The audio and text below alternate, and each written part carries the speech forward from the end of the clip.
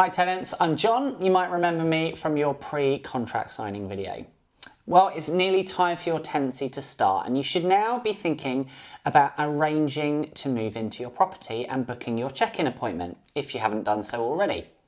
Remember that it's just one check-in per group and we'd recommend that as many of you as possible get to that appointment. To make the process go a little smoother, we've put together this video for you which summarises the main points. And this should give us more time at the appointment to go through the specifics of your property in more detail and of course answer any questions you might have. Remember, our aim is to mentor you in how to look after a property so that you can have the most successful and trouble-free tenancy possible. So please make sure everyone in the group watches this video before moving into the property.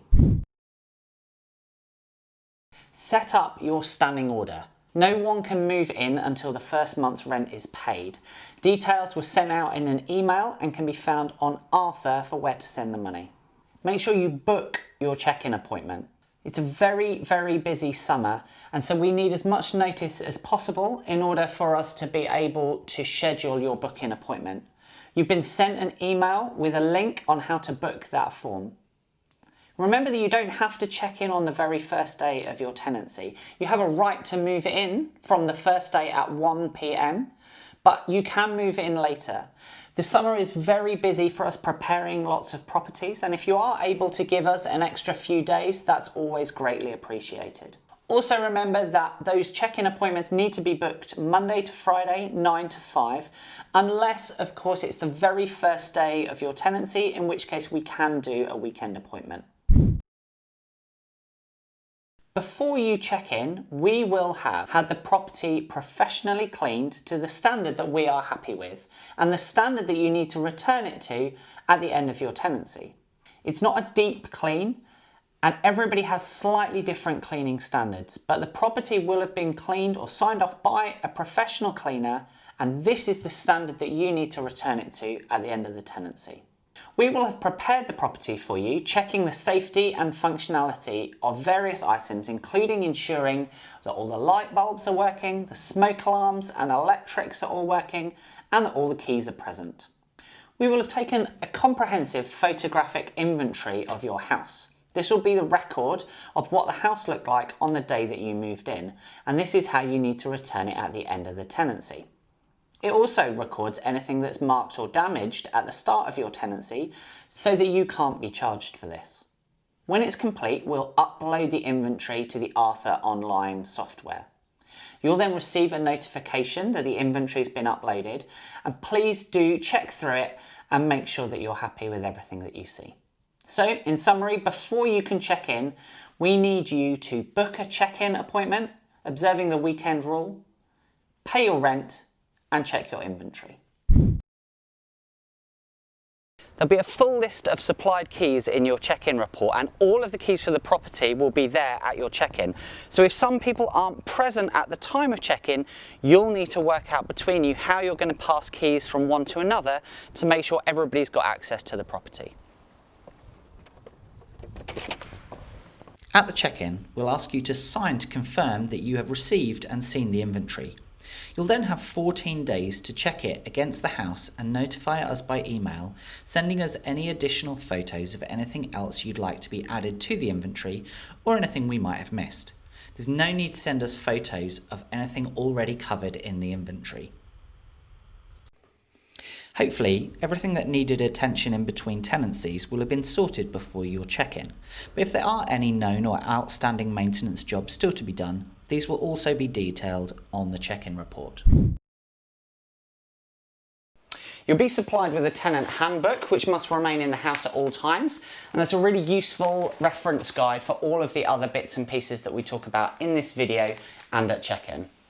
Your house will have at least one consumer unit. It looks like this. It's got a number of switches which protect all of the circuits in the property. So if even a light bulb goes, for example, then one of the switches will flick off. All you need to do is flick it back on again and you'll be up and running with your electricity. The location of your consumer unit is also detailed in your tenant info pack. Your house will have at least one stop tap where you can turn off the water. There's usually one inside and one outside, usually on the path. The location is found in your house folder. If you were ever to have any sort of leak, the first thing to do is go to one of these taps and turn it all the way off. Remember, righty-tighty, lefty-loosey. Next to your gas meter, you'll always find a gas shut-off valve. It's this lever here. If you ever smell gas or are concerned about gas in any way, shape or form, simply turn that 90 degrees. That will shut off all the gas coming into the property and ensure it's completely safe. Fire safety is obviously really important, and we need you to understand all of the rules about fire safety in the house. Firstly, keep all of the corridors clear. Don't store flammable belongings under the stairs or anything in the hallways. We also need to make sure that the fire doors are kept closed at all times so that everybody can get out in the case of an emergency. Please make sure you test the smoke alarms once a month by pressing the button and record it in the logbook. In the event of a fire, please get out of the house as quickly as possible. All of the exit doors have thumb turners so you can open them and get out without the use of a key. All houses come with a fire extinguisher and blanket, and if you feel 100% safe to use it in a situation, please do so. Otherwise, just get out of the house. The most important thing is that everybody evacuates the property safely. When renting, we sometimes talk about the golden rule. The golden rule is to leave the house exactly as you found it when you moved in. Now, we will have taken loads of photos of the property in the inventory to show what it looked like on the day that you move in, but what follows are a number of tips and guidance to help you achieve the golden rule. There's absolutely no smoking allowed inside the property at all, and you're responsible for what happens in your house. So if you have friends that come over, please ask them to smoke in the garden. So no smoking inside, it's a fire risk and it causes a smell. Everyone is required to provide their own waterproof mattress protector. This will save you a lot of money in having mattress stains cleaned. If you are supplied with one on arrival, then you must buy a new mattress protector when you leave and leave it in the property for the next tenant. Please don't use blue tack for putting up posters in your room. Blue tack leaves greasy stains on the wall, and of course your responsibility is to return the house to the way that you find it. If you use blue tack, that will leave a mark. You'll need to clean it off and repaint the wall. So stick to any cork boards, and some people do find that command strips or even light tack masking tape do work as an alternative. Please note that over-the-door hooks are not permitted, as these damage door frames and can even warp the door itself, leading to a very costly deposit deduction. We'd highly recommend taking shoes off and making your house a shoes-off house. That's going to make cleaning so much easier and mean that you're much less likely to get stains on your carpets. Condensation and mould can be a real issue in many student houses because there's so many people sweating, breathing, showering, cooking and drying clothes. It's estimated that an adult produces 2.5 litres of water every day, and that needs to find its way out of your house. You therefore need to care for your property carefully by managing the moisture that is produced by everyday activities. Firstly, you need to keep the house at a good temperature. This is one of the reasons why so many of our tenancies are now all inclusive of bills. We want you to put the heating on and ensure that the property is always kept warm. The other necessary factor to avoid condensation is ventilation. Once you have a nice warm house, you also need to ventilate the property by using trickle vents on windows and opening windows as much as possible. Making use of the locked ajar function can be effective. You must also use extractor fans when cooking and showering. Where extractor fans in bathrooms are activated by the light switch, please make sure you turn the light on to activate the extractor fan even in daylight hours. You'll need to ensure that you put your bins out for collection each week. Now you've got 2 bins, one will be for general rubbish, one will be for recycling, and they take turns, one goes out each week. You'll need to make sure that you put it out on the street or else it won't be collected. You also need to follow a few simple rules around your bins. Firstly, as I say, make sure that you put them out on the path for collection. Secondly, make sure you bring them back in again as soon as they've been collected. Thirdly, make sure that the lids close. They won't take additional rubbish, and if your bin lids are open, then there's a danger that they won't take them at all. And lastly, make sure that the right things are in the right bins.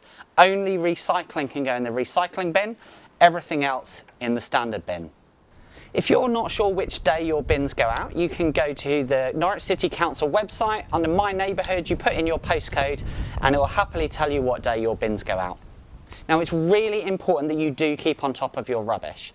It can easily mount up if you don't clear it every week. If you get behind, you can get in all sorts of problems and even attract sort of rats, mice, vermin if you've got additional rubbish.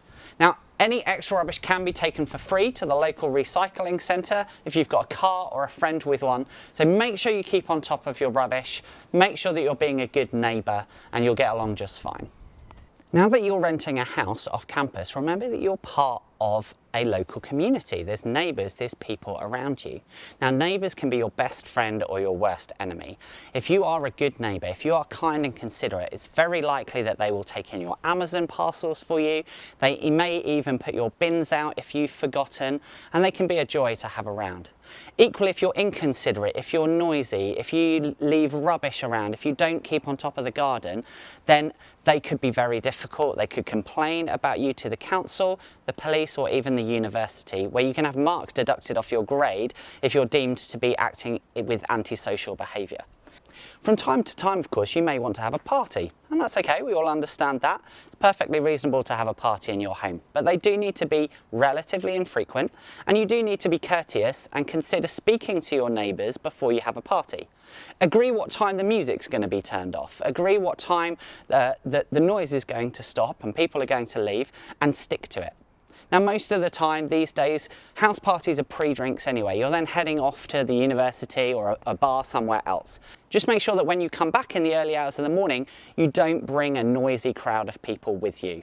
Don't be the after party house. That's when you wake up people that have been in bed, are going to work the next day, and they're really not going to be very happy about it. So make sure that when you come back after a night out, having had a great time, that you're nice and quiet and settle down nice and quickly. We will leave a cleaning rota in the kitchen for you at the property, which gives you a really useful indication of how often things in the house need to be cleaned. Now, we know that in your new student house, nobody really wants to nag or be the mum in the house. You want a bit of freedom. You don't have to exactly use this form, but if you don't, we'd suggest creating your own. Most arguments that we find in student houses come from disagreements about cleanliness and washing up.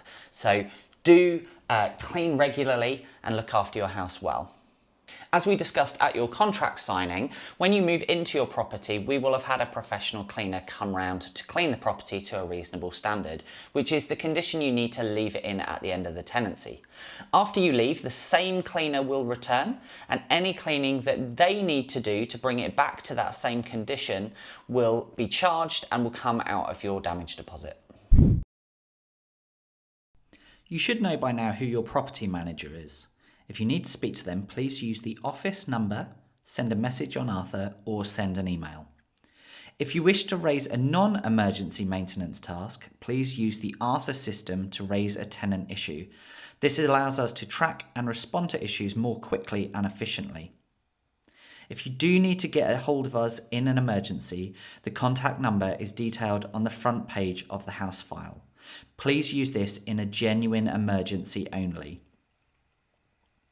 We do have a pretty comprehensive FAQ section on our website, as well as loads of videos on our YouTube channel.